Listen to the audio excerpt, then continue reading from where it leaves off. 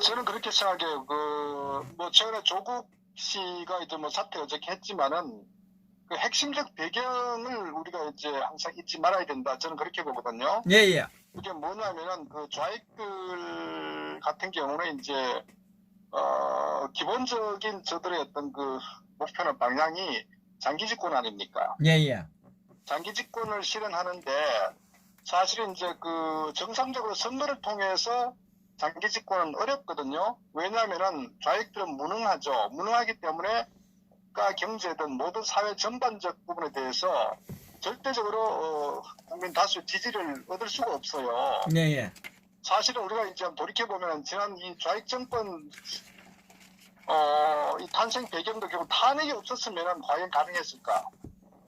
그런 측면도 우리가 이제 되짚어 봐야 되고, 기본적으로 대한민국의 인구 구조를 보면 이제 고령화 사회에 접어들기 때문에 예. 통상 보수가 훨씬 인구 분포가 많은 쪽으로 흘러가게 돼 있어요. 사실 예, 예. 그 MB 정권 이후부터 그렇거든요. 예, 예. 그러니까 그게 대한민국의 이제 하나의 그 인구 분포나 어떤 그 이념적 어떤 그 하나의 그 흐름을 가고 있는 상태이기 때문에 예. 좌익들이 항상 이제 부르짖던 게 고령화 사회 쪽 가니까 이제 어려우니까 이제 그 선거 인구 연령 하한선을 항상 주장했다고요. 예, 예. 그 부분이 이제 구조적으로 바라보는 부분이 대한민국의 어떤 그 통상적 어떤 그 이 선거 어떤 구조 형태를 보면은 좌익들이 불리한 형태 가고 있단 말이에요. 그러니까 정상적으로는 선거를 통해서 점점 시간이 가면 갈수록 우리가 또 선진국 사회를 접어든다고 했을 때 이 좌파가 정권자기는 매우 어려운 구조 환경이 돼 있단 말이에요. 예, 예. 그런데 저 좌익 세력들이 정권을 잡으려면 무리수를 떼야 될 거 아닙니까? 예, 예.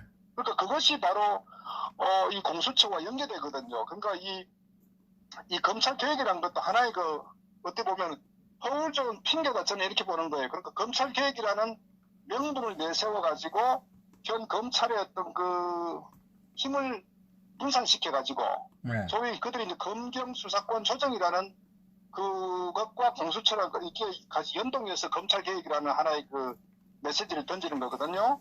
예, 예.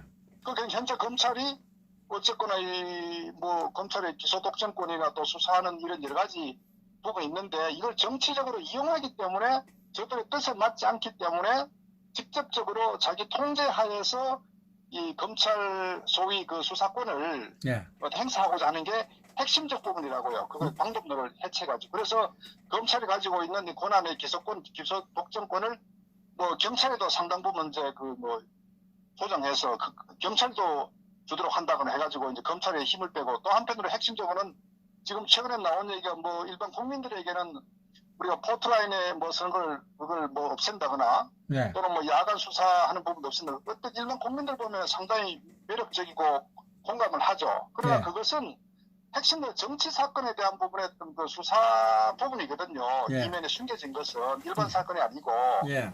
그렇기 때문에 보다 직접적으로 자기들이 통제할 수 있는 하나의 그 수사 조직을 만드는 게 공직자 비리 이러면 그러니까 고위공직자 비리 수사처 아닙니까? 예. 그러니까 그 부분을 그 대통령 임명해가지고 보다 직접적으로 통제하겠다는 게 핵심이거든요. 그리고 그 이면에는 그걸 통해서 자기들의 통상적 선거를 통해서는 매우 불리한 어떤 그 정치적 흐름이나 이런 앞으로 어떤 미래의 어떤 그런 결과를 보더라도 어려우니까 저는 결국 이제 이런 부분에 무리한 저는 이런 그 좌파들이 하나의 그 수를 쓴다 이게 핵심이다. 그래서 그걸 통해서 이 좌익들이 장기 집권을 노리는 게 핵심이다. 저는 이렇게 보거든요. 예. 그래서 이 공직자 비리 수사처라고 하는데 그 수사 대상도 사실은 보시다시피 그 뭐 검사, 법관, 판사, 검사, 판사부터 해가지고 뭐 고위공직자, 국회의원 그 뭐 대부분의 어떤 아마 그 소위 그 국가를 움직이는 그런 막 정추에 놓인 사람들 아마 그 수사 대상이 포함되기 때문에 마음만 먹으면 털어서 솔직히 먼지 안 나는 사람 어디 있겠습니까? 그 결국은 이게 뭐 경찰에 뭐 나누어 주는 척 하면서 경찰과 검찰의 그 권한 이것을 공수처가 다 가져가겠다는 거 아닙니까? 결국 뭐 소나기 다 있겠다는 거 아니에요? 보다도 예. 결국 이제 대통령 그 현 집권 세력의 좌파가 정치를 하는 데 있어서 예. 공안 정국으로 만들어 가지고 자기들의 입맛대로 이 국가를 운영하겠다는 게 핵심인데, 그런데 어쨌거나 검찰 요번에 윤석열도 바뀌었지만은 사실 물론 윤석열이도 이 자기들이 임명을 했지만 자기 입맛대로 안 되는 경우도 있을 수 있단 말이에요. 검찰총장 같은 경우에. 예, 예. 그랬을 경우에 상당히 딜레마에 빠지는 거예요. 이번에 조국 사태가처럼. 음. 그러니까 보다 직접적으로 통제할 수 있는 새로운 조직을 만들고, 그다음에 검찰의 그 소위 저들이 생각하는 무소불위의 기소 독점권을 일단 그 배분을 시켜가지고 경찰에다가 넘겨주고 수사권도. 예. 그리고 이제 상당 부분 떼가지고 이제 고위공직자 비리수사처에도 상당 이관시키고, 그리고 현재 그 특수부에 있는 서울지검 특수부에 있는 부분도 상당히 이제 그 줄여버리고, 소위 이제 검찰을 유명무실화시키는 이런 상태로 가는데, 저는 다분히 이거 정치 사건에 대해서 통제하고자 하는 그런 정략적 의도가 있다는 것을 우리가 알아야 된다고요. 그래서 지금 국민들께서는 단순히 검찰에 대해서 이제 어떤 두려움도 많이 느끼죠. 일반 국민은. 네. 그러나 어떤 그 조국 얘기하는 이 검찰 개혁안을 보면 일반 국민들 들었을 때는 다 공감해요. 말씀대로 포트라인 없애고 뭐 세고 등등 여러 가지 무리하게 수사하는 부분에서. 그러나 그것의 핵심 요청 그거는 일반 국민들에게 어떤 공감대를 만들기 위한 그런 하나의 쇼에 불과한 어떤 이 내용들이고, 실질적인 공수처를 밀어붙이기 위한 어떤 그런 그 포석이다, 이렇게 정확히 봐야 된다는 거죠. 그래서 우리 국민들께서는 그냥 검찰 개혁, 뭐 개혁은 좋죠. 검찰이라는 대상 자체가 그 수사권에 말씀드렸다시피 여러 가지 이 권한을 갖고 있기 때문에 그런 측면에서 보면 공감을 하는 것 같지만 그 이면에는 그게 아니다. 그리고 더 깊이 들어가면은 결국 좌파들이 장기 집권, 20년, 이해찬 얘기가 50년, 20년 집권론, 50년 집권하는 이런 부분이 그 이면에 도사리고 있다는 것을 우리가 정확히 알아야 된다. 그리고 저는 우리나라가 뭐 상권 분립에서 사실은 이제 뭐 검찰 같은 것도 엄밀하게 따지면은 그 뭐 충분히 어떤 자기 독립성 유지하고 이제 수사를 할 수 있지 않습니까? 예. 다만 이제 어떤 그 정치 검찰들이 결국 이제 권력에 따라서 가기 때문에 그것이 문제거든요. 그러니까 어떤 시스템보다는 운영의 묘, 그러니까 거기에 어떤 인물이 이제 수사를 하냐가 제일 중요한 거지, 어떤 새로운 조직을 만들더라도 사실 그 옥상옥이 되는 거죠. 그래서 저는 그런 부분은 우리나라 상권분립 원칙의 어떤 그런 데도 상당히 저는 그 문제가 있다, 이렇게 보는 거고, 어쨌거나 결론적으로 이면에 저 좌파 정권의 아주 이 대한민국을 말아먹으려는 그런 그 장기 집권의 업무가 핵심이다 하는 것을 우리가 알아야 되고, 그 부분에 결국 이제 이 북한과의 어떤 이 사회주의와 연방제하고자 하는 그런 그 상당히 정치적인 의미도 저는 도사리고 있다. 그러니까 자신들이 어떤 자기가 원하는, 좌파들이 원하는 어떤 남북 연방제, 또 그리고 좌파의 장기 집권, 이것을 실현하기 위해서는 첫째 어떤 우리가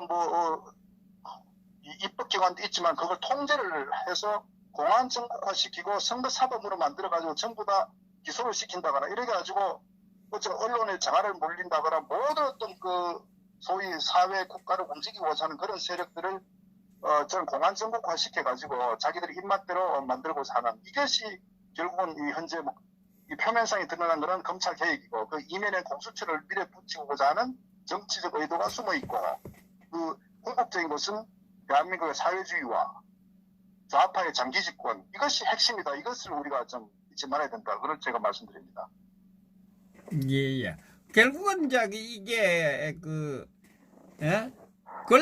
권력의 도구로 사용하기 때문에 이제 문제가 되는 거 아닙니까? 이 공정성이 합성되면 상관없는데 권력을 잡은 사람들이 좌지우지하는 그러한 것이 바로 공수처 아니겠습니까?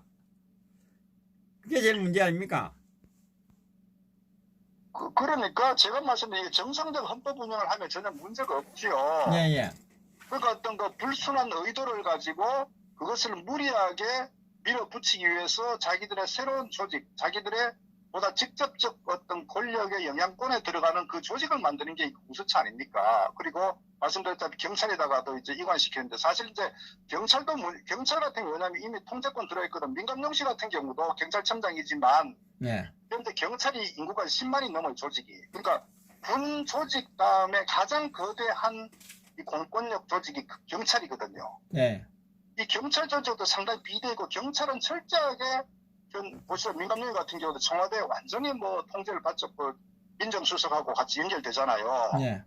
이번에 그래서 사실은 이 냉정히 봤을 때 어떤 그 경찰의 수사권을 검찰로부터 이관받는다거나 등등 여러 가지 그 어떤 그 힘을 확대시켜서 사실 저는 우려스럽게 보고 있다. 이미 경찰 자체도 권력에 상당히 예속되어 있는 상태인데 그다가 수사권까지 또 기소권이나 수사권까지 확대한다고 했을 때 저는 상당히 위험하다. 요번에 사실은 그 버닝썬 사건을 보다시피 그 윤규군과 그 윤규군 구속된 사람 있죠. 예. 그 버닝썬 사건 같은 경우도 결국 이제 강남 지역에 어떤 그 룸사롱 운영이 돼갖고 경찰들과 항상 그 아주 밀접한 관계에 있지 않습니까? 예. 그 뭐 소방법 등등 여러 가지 경찰이 어떤 거 통제받으니 그런데 거기서 많은 문제가 들었었음에도 불구하고 그리고 뭐 접대도 받고 어떤 여러 가지 등등 있었는데 경찰이 그걸 자기들끼리 그냥 이렇게 혐의 없음으로 끝내버렸잖아요. 예. 예. 그것은 뭐 경찰도 매우 문제가 심각하단 말이에요. 그런 상태에다가 또 경찰에다 더 많은 권력을 준다. 이것도 매우 위험하거든요. 위험하지. 이 10만 대군이 넘는데 거기다 그까지 주면 그러니까 그 결국은 무슨 얘기냐? 청와대에서 자기들의 입맛대로 통제를 하는 데 있어서 가장 유리한 주구를 만드는 것이 이들의 어떤 그 정치적 의도다. 이것을 제가 주장을 하는 거예요.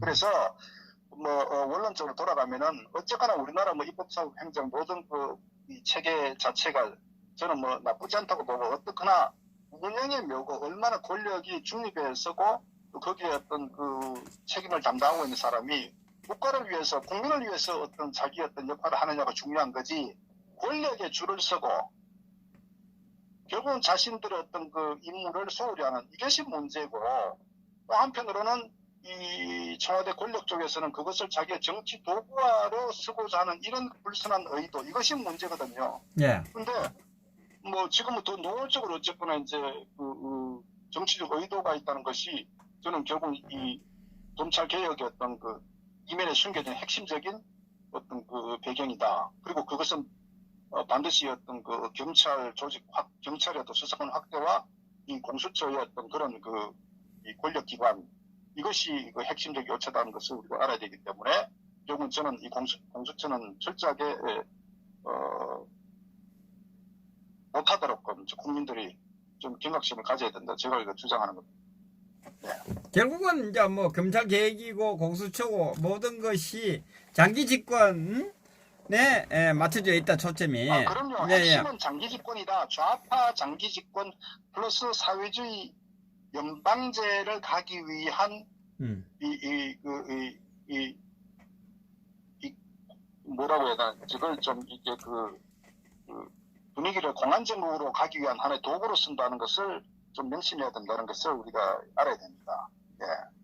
이 원래는 뭐 좌파는 뭐 연방제, 그 다음에 사회주의, 그 다음에 공산주의 아닙니까? 결국은 뭐 공산주의가 궁극적 목표 아니겠습니까? 사실상.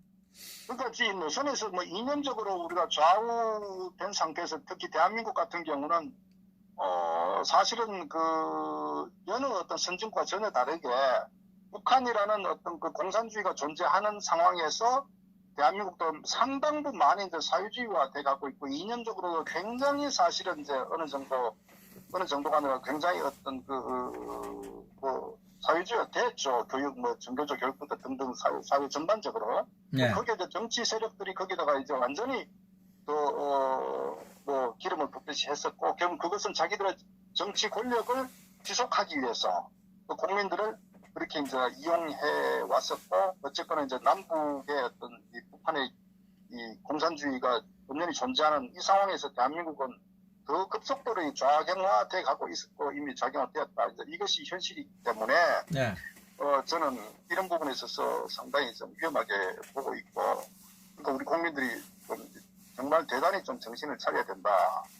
저는 이제 그걸 말씀을 드립니다. 예, 그래서 예. 저는